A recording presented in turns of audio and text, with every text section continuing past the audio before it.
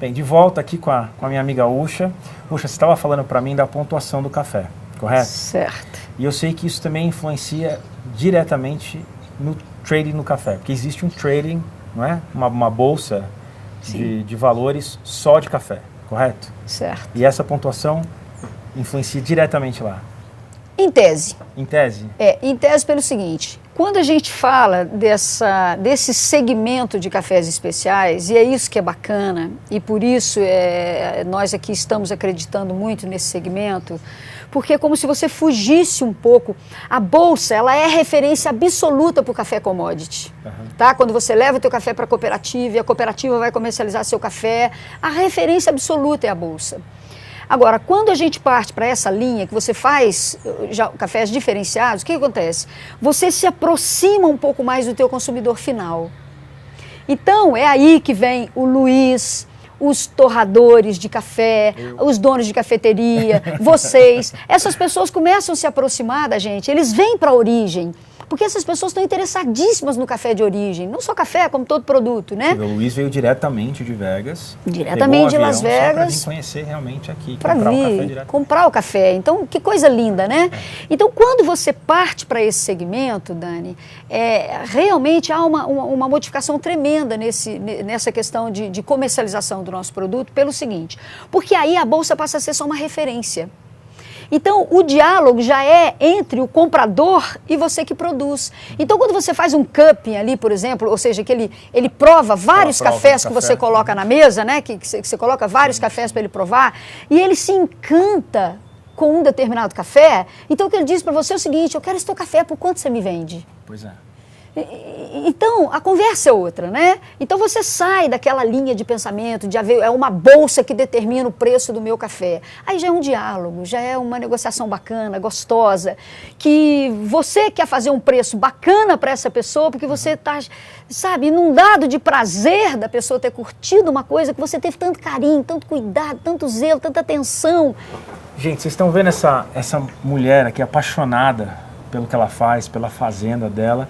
Eu aposto que o pessoal está se perguntando em casa como é que é o gosto desse café, né? E uma coisa que eu aprendi com ela, que agora que o café está um pouquinho mais frio na xícara, ele já esfriou um pouquinho, é que você começa a sentir os aromas. Na verdade, para a gente conseguir o café com essas características que você está colocando, Daniel, eu precisaria te contar um pouquinho do processo. Tudo que acontece até ele chegar na xícara.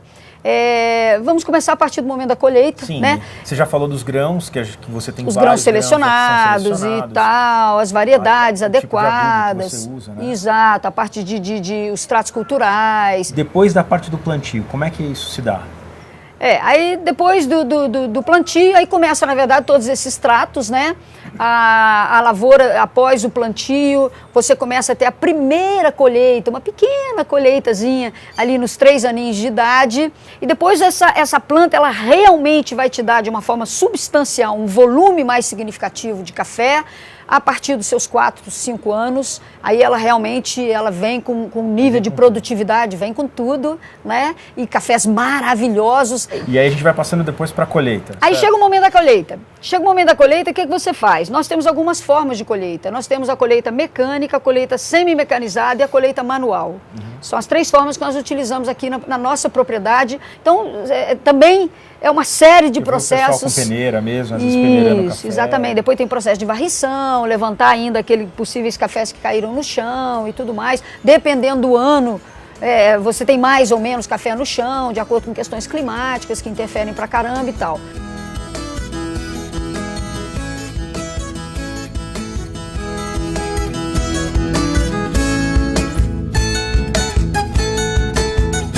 Mas aí você colhe o café, seja de que maneira for. No nosso caso, que são cafés especiais, nós fazemos o que a gente chama de colheita seletiva.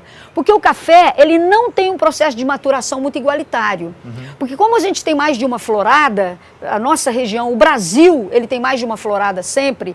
Então, veja bem, se você você teve a florada, tem tantos dias para aquele fruto amadurecer e você colher. Então, se você teve floradas em 2 meses, por exemplo, aquela última florada, o café ainda vai estar verde e a primeira o café vai estar maduro. Entendi. Então, na hora da colheita, já inicia aí. Você, para fazer um café com essa qualidade que a gente está colocando aqui, você tem que colocar cerejas maduras, você tem que colher as cerejas maduras, o café maduro, sabe? O cerejão mesmo. Eu via aquela máquina lavando os cafés, separando os cafés, né? Aí depois desse processo eles têm que começar um outro processo, que é o processo de secagem, correto? Perfeito. Como é que funciona esse processo? Ele sai da via úmida, ali na via úmida saíram 5 lotes de café.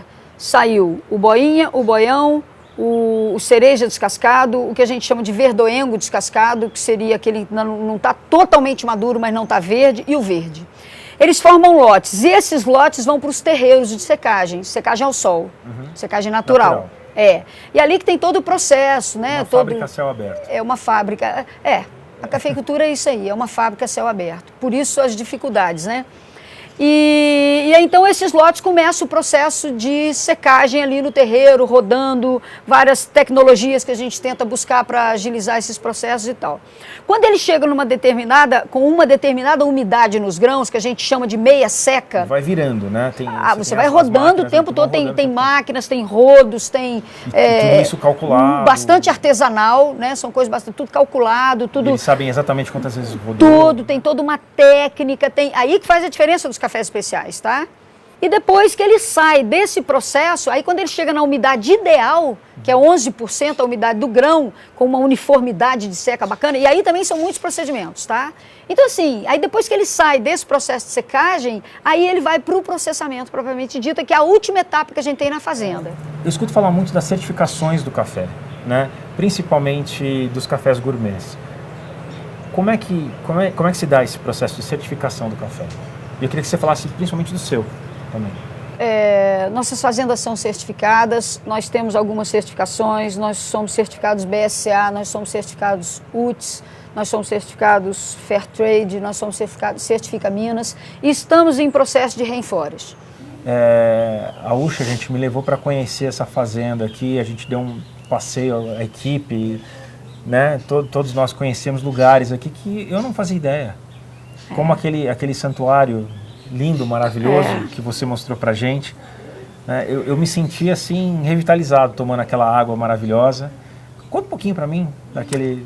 Na verdade, aquele lugar é um lugar muito sagrado. E era um lugar especial para você ali, né? Dentre tantos lugares sagrados, porque eu acho que cada talhão de café é um lugar sagrado, cada estrutura dessa é um lugar sagrado, enfim, cada sede, cada casa onde as pessoas moram é um lugar sagrado, mas aquele santuário...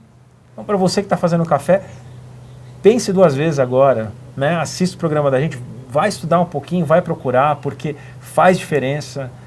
Eu sei que existe um trabalho tremendo por trás de uma xicrinha assim, simples dessa de café, que para a gente parece simples, mas que não é. Na verdade, não é simples assim, né, Usha? E não é mesmo. E, acima de tudo, essa xícara, muito mais do que uma água preta, como se diz, vamos tomar um cafezinho preto ali, sem preconceito nenhum, mas é o que se diz muito, vamos tomar um cafezinho. É muito mais do que isso. Isso aqui tá inundado de amor, de vidas e de suores. Tradição de família. De gerações, de tradições, entendeu?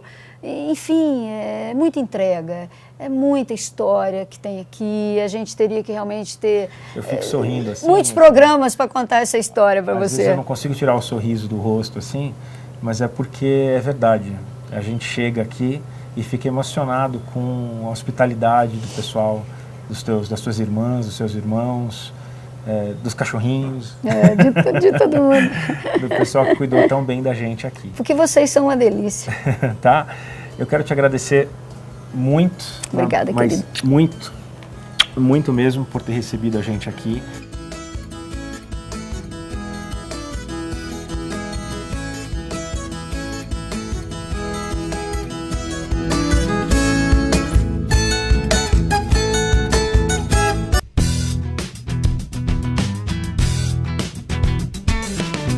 Usha.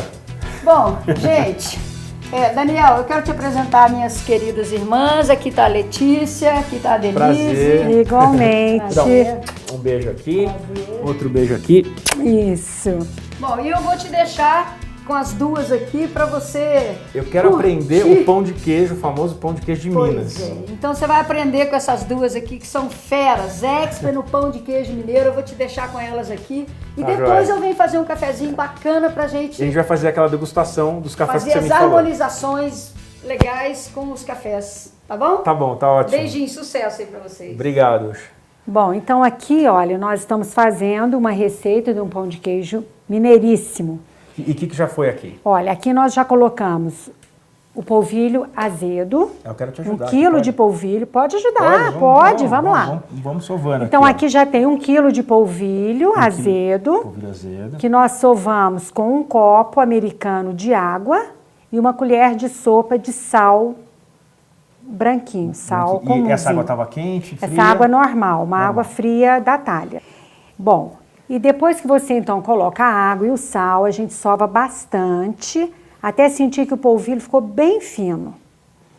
Ele depois tá macio, tá levinho, bem macio. ó. Então, depois de ter sovado bastante o polvilho, só com a água e o sal, nós escaldamos esse polvilho com 2 copos de leite e 1 copo de óleo, faltando 1 dedo para encher o copo. Para encher o copo? É. Você ferve junto o leite Aquele e copo esse óleo, americano. o copo americano. Nós fervemos juntos esse leite, o óleo e escaldamos o polvilho. Então agora, para dar continuidade, nós vamos colocar 4 ovos inteiros e vamos continuar sovando. A gente coloca os ovos caipira, né? É, o ovo caipira, daqui da Tem que ser, né? fazenda. Ele tem um gostinho diferente, não tem? Ah, tem, Ele não- tem. A Mesmo coloração, né, com o daquela ovo caipira é diferente. Da casquinha branca, tem uma diferença Ah, tem, muito grande. brutal. É. Eu acho que eu tô mais atrapalhando que ajudando. E é um aqui. ovo mais, e ele é um ovo mais nutriente também. Bom, agora você pode Agora pôr a mão pode na colocar a massa. mão na massa? É. Então vamos misturar aqui a parte de Isso. pro meio. E que queijo? Só o queijo mineiro? Tem gente que fala que tem que colocar mozzarella, que tem que colocar... Não. Olha, a gente usa o parmesão e o queijo da canastra. Essa receita aqui, você pode colocar 300 gramas de cada um. Agora eu vou colocar o parmesão. Queijo parmesão. Esse aqui é o parmesão. Que o pessoal fala, mas você cozinha e tal, e a pessoa fica meio assim de falar as coisas. Esse é outro tipo de queijo. Aqui eu tô aprendendo. Agora aqui nós vamos colocar o queijo da canastra, porém ele já está ralado grosso. Tá. Esse queijo ralado grosso é que faz aquele pão de queijo Pode ficar provar, todo assim? pintado. Pode. Faz aquele pão de queijo ficar com aquelas pintinhas douradinhas na hora que assa. Mas olha, agora nós vamos começar a colocar o leite para dar o ponto da massa, que ela está muito seca, Tá. né? E esse leite frio, quente? Esse eu tô colocando leite frio. Leite frio. É. Vamos lá. Esse leite a gente vai colocando aos poucos para não ter perigo de Eu tô te atrapalhando? passar. Não, Não? claro que não. Tá até ajudando muito. Você vai Tá pegar quase um, grudando você vai pegar mais um o dedo. pedacinho e vai enrolar. O teste seria o seguinte: na hora que você enrolar um pão de queijo com a mão sem untar e ele enrolar muito bem, é porque ainda está um pouquinho duro. Ah, é? É. Ele tem que enrolar com dificuldade, ou seja, untando a mão com um pouquinho de óleo. Ele tem É o que tá ponto. meio- Ele está duro Duro ainda. ó. Ó. Ah, eu acho que agora vai ficar boa. Ó, tá vendo a dificuldade? Ele gruda muito nos dedos. Pode fazer o teste aí, que eu acho que agora ele já vai ficar mais difícil para enrolar. Ah, Vamos ver. pronto. Agora é a hora da verdade. É. É. Grudou Ó, mais? ó, Ah, Grudou. ó. exatamente. Então é isso. Bom, aí depois vai pro Perfeito. forno. Quanto tempo mais ou menos você acha? que vai Olha, ficar a no gente forno? coloca no forno quente. Para o pão de queijo ficar bom, a gente vai colocar no forno quente. A hora que o pão de queijo tiver, que ele crescer bem, aí você diminui um pouquinho o fogo para ele secar e não murchar. Tá. Porque se a gente tira muito rápido, ele vai murchar.